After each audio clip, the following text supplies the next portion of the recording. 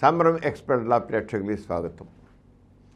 మనం దీంట్లో చాలా విషయాలు చూస్తున్నాం, రకరకాల విషయాలు తెలుసుకుంటున్నాం. ఈ రోజున కొందరికి తెలిసిన విషయం, కొందరికి తెలియని విషయం.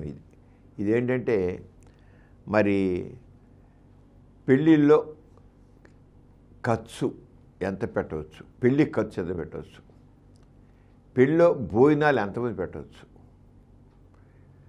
అలాగే పెళ్ళికి ఎంతమందికి ఆతిథ్యం ఇవ్వచ్చు రానుపని, అలాగే పెళ్ళిలో ఎంత మేరకు కానుకలు తీసుకోవచ్చు.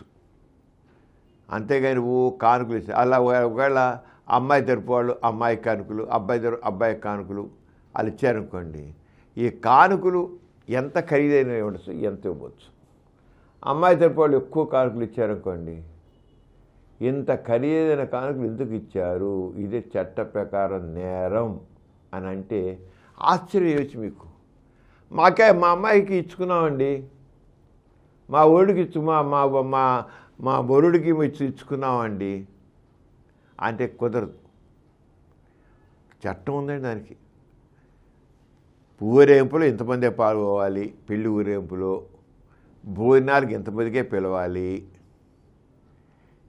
ఆతిథ్యం ఇచ్చి ఇంతమందికి ఆతిథ్యం వెళ్ళి హోటల్లో పెట్టారనుకోండి, ఇంకెక్కడ పెట్టి ఇంతమంది హోటల్లో పెట్టుకోవాలి అంతే. కానీ ఈ రోజుల్లో చూస్తున్నారు కదా, పెళ్ళిళ్ళు అంటే లక్షలు కోట్లు, లక్షలు కూడా కదా కోట్లే ఖర్చు పెడుతున్నారు, కోట్ల రూపాయలు ఖర్చు పెడుతున్నారు, ఒక పెద్ద ఆడంబరంగా చేస్తున్నారు.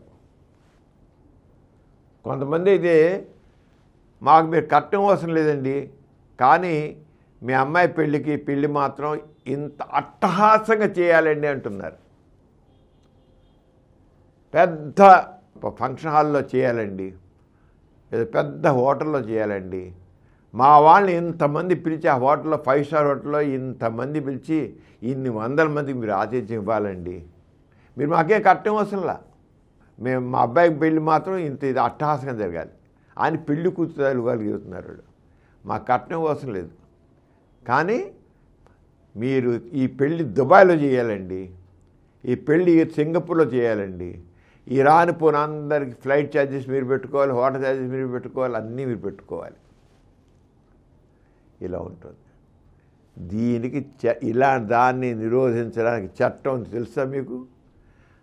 అంత పెద్ద అవసరం చిన్నవాటి విషయంలోనే ఎలా ఉంది మీకు. అసలు పెళ్ళి ఖర్చు ఎంత, పెళ్ళిళ్ళలో భోజనాలు పెట్టేది ఎంతమందికి, కానుకలు ఒకవేళ కానుకలు ఇచ్చేట్లయితే కానుక లిస్ట్ అంతా తయారు చేయాలి. ఊరి ప్రకారం అయితే పెళ్ళికి ఎంతమంది వచ్చి ఎంతమందికి భోజనాలు పెట్టారు, పెళ్ళికి ఖర్చు ఎంత అయింది, పెళ్ళిలో ఎవరికి ఎన్ని కానుకలు వచ్చాయి, కానుకల ఖరీదంతా, ఇవన్నీ పెళ్ళిలో ఊరేంపు జరుగుతాయి, ఊరేంపులు ఎంతమంది పాల్గొన్నారు, ఎన్ని కార్లు ఉన్నాయి, ఆ కార్లు ఎన్నింటిలో అద్దెకు తీసుకున్నారు, ఇన్ని ఉన్నాయండి కదా. ఆ విషయాలు మనం కొంచెం తెలుసుకున్నాం. ఇదేంటంటే 1998 కింద రూల్స్ వచ్చాయండి. 1998లో ఈ రూల్స్ వచ్చాయి. అది పాటించకపోతే చర్యలు తీసుకోవాలని కూడా ఉంది. రూల్స్ ప్రకారం పాటించాలి. ఏంటంటే 1999లో ఈ రూల్స్ ఏం చేశారంటే, ఈ నియమాలు ఈ రూల్ 3 ప్రకారం వధువు వరుడు తమకు వచ్చిన కట్నాలు కానుకల జాబితా తయారు చేయాలి. ఏమనండి మాకు తెలియదండి, ఇచ్చారండి, పుచ్చుకున్నామండి, మాకు తెలియదండి అంటే కుదరదు.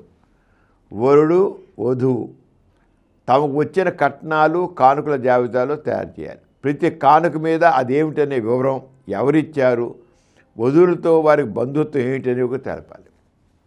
ఎవరిచ్చారు, దాని వివరం ఏంటి, దాని విలువ ఎంత కూడా రాయాలి. కానుకలు ఎంత వచ్చాయి, ఓ మంచం ఇచ్చారు, ఒక కారు ఇచ్చారు, ఒక బైక్ ఇచ్చారు అంటే అది వాళ్ళకి ఏంటి. ఎవరు మా ఫ్రెండ్ ఇచ్చారంటే కుదరదు. ఎవరి ఫ్రెండ్కి మీకు సంబంధం ఏంటి, ఇవన్నీ చేయాలి అని ప్రతి దాని మీద రాయాలి వివరణాలు. వధువులతో వారికి ఉన్న బంధుత్వం ఏంటని తెలపాలి. వధువు జాబితా మీద వధువు, వరుడు జాబితా మీద వరుడు సంతకాలు చేయాలి. జాబితా వరుడికి వచ్చిన కానుకల లిస్టు, వరుడికి వచ్చిన కానుకల లిస్టు చేసి, వధువుకి వచ్చిన కానుక వధువు సైన్ చేయాలి. నాకు వచ్చిన కానుకలు ఇది ఫలానా వాళ్ళు ఇచ్చారు, వాళ్ళకి మాకు బంధుత్వం ఇది, వాళ్ళకి మాకులైతే మా స్నేహం ఇది, వాళ్ళు ఇచ్చిన కానుక ఎంత, దాని విలువ ఎంత అనేది రాయాలి. అలాగే వరుడు కూడా ఆరోగ్యం లిస్ట్ తయారు చేయాలి, ఆయన స్వామికి సైన్ చేయాలి. చట్టం ఉందండి. ఇప్పుడు ఈ చట్టం వచ్చానికి 1998లో వచ్చింది. ఈ బోర్డు సంతకాలు చేయాలి, లేకపోతే వేలిముద్ర వేయాలి. సంతకం రాని వాళ్ళు అనుకోండి, చదువు రాని అనుకోండి, వేలిముద్ర వేయాలి. అంతేగాని మా చదువు రాని కాదు. ప్రతి కానుక విలువ 200 రూపాయలకు మించడానికి వీలు లేదు. ఇంకోటి గుర్తించండి, కానుక విలువ 200 రూపాయలు మించడం వీలు లేదు. ఒక్కొరికి 75 లేదా వధువులకు కనీసం 150 కానుకలు మించకూడదు. కానుక ఖరీదు 200 మించకూడదు. ఆ వచ్చేది కూడా ఎంతండి, ఒక్కొరికి 75 లేదా వధువులకు కనీసం 150 కానుకలు మించకూడదని ఇదివరకే 75. ఒక్కొక్కరికి 75 అని రావచ్చు, లేదా ఇద్దరికి కలిపి 150కి మించడానికి లేదు. 150 కానుకలకు మించి రాకూడదు. పైగా ఒక్కొక్క కానుక విలువ 200 రూపాయలే. చూసారా, చట్టాలని అమలు పడుతున్నాయి ఎక్కడైనాను. కానీ చట్టం వచ్చి 1998లో వచ్చింది. 98 చట్టం ఉంది. ఒక్కొక్కరికి 75 కానుకలు లేదా ఇద్దరు కలిసి 150 కానుకలు పెంచకూడదు. ఇదివరకు పెళ్ళికి 15,000 రూపాయల కన్నా ఎక్కువ ఖర్చు చేయడానికి వీలు లేదని 4C చెప్తుంది. పెళ్ళికి ఎంత అండి, 15,000 రూపాయలు. ఒక స్టార్ హోటల్లో భోజనం పెడితే ప్లేటే 15 రూపాయలు పెడుతున్నారు. ఒక ప్లేట్ భోజనం 15,000 వస్తున్నారు పెళ్లి భోజనాలకి. 15,000 భోజనాలు 15,000 ఎక్కువ ఖర్చు చేయడానికి వీల్లేదు. 4D కింద కానుకలు మీరు ప్రదర్శించకూడదు. వచ్చే ఆ ప్రదర్శన ఇదిగో అని చెప్పి కొంతమంది చాలా అట్టహాసంగా ఈ పెళ్లి కానుకలు, మేము వరుడికి ఇచ్చే కానుకలు ఇవి, లేదు వధువుకి ఇచ్చే కానుకలు ఇవి అని ప్రదర్శన పెడతారు. పెద్ద ప్రదర్శనలా పెడతారు, ఎగ్జిబిషన్లో లాగా పెడతారు. అలా ప్రదర్శించడానికి వీలు లేదు. తర్వాత 4E కింద 25 మంది కన్నా ఎక్కువ మంది ఊరేంపులో తీసుకోకూడదు. ఊరేంపు చేసి 25 మంది అంతే ఉండకూడదు. 4F కింద 2 కన్నా ఎక్కువ విందులు నిర్వహించకూడదు. రెండు పెళ్ళి ముందు మధ్యాహ్నం భోజనం, రాత్రి భోజనం, లేదా రాత్రి భోజనం ఉదయం భోజనం, అంతే 2 విందులే. అంతగా ఎక్కువ విందులు చేయడానికి వీల్లేదు. ఈ నియమాలు ఉల్లంఘిస్తే 5,000 రూపాయల దాకా జరిమానా. 5,000 జరిమానా, 6 నెలల వరకు జైలు శిక్ష. 5,000 రూపాయలు జరిమానా, 6 నెలలు జైలు శిక్ష అండి. రూల్ 4(2) వివరిస్తున్నది. రూల్ 13 కింద MRO ఫిర్యాదు రిజిస్టర్ చేయాల్సి ఉంటుంది. MRO ఏం చేయాలి, ఫిర్యాదు రిజిస్టర్ చేయాల్సి ఉంటుంది. ఈ రంగా MRO యొక్క పెళ్లి జరిగితే MRO వెళ్ళి నిజంగా ఇది జరుగుతుందా, హఠాస్ ఉందా లేదా అంటే, ఒకవేళ హఠాసంగా పెళ్లి జరుగుతుంటే ఎవరు పిలిచినా పిలవకపోయినా MRO వెళ్ళి MRO లిస్ట్ రాయాలి. ఎంతమంది వచ్చారు, భోజనం దగ్గర ఎంతమంది కూర్చున్నారు, పెళ్ళికి ఎంతమంది వచ్చారు, కానుకలు ఎవరెవరు ఇచ్చారు, ఎంతెంత విలువైన కానుకలు ఇచ్చారు, అదే పెళ్ళి ఊరేంపు జరిగితే ఎంతమంది పాల్గొన్నారు, దాని ఎన్ని కార్లు పాల్గొన్నాయి, ఆ కార్లు ఎన్ని ట్యాక్సీలు ఉన్నాయి, ఎన్ని సొంత కార్లు ఉన్నాయి, ఇవన్నీ రాయాలండి.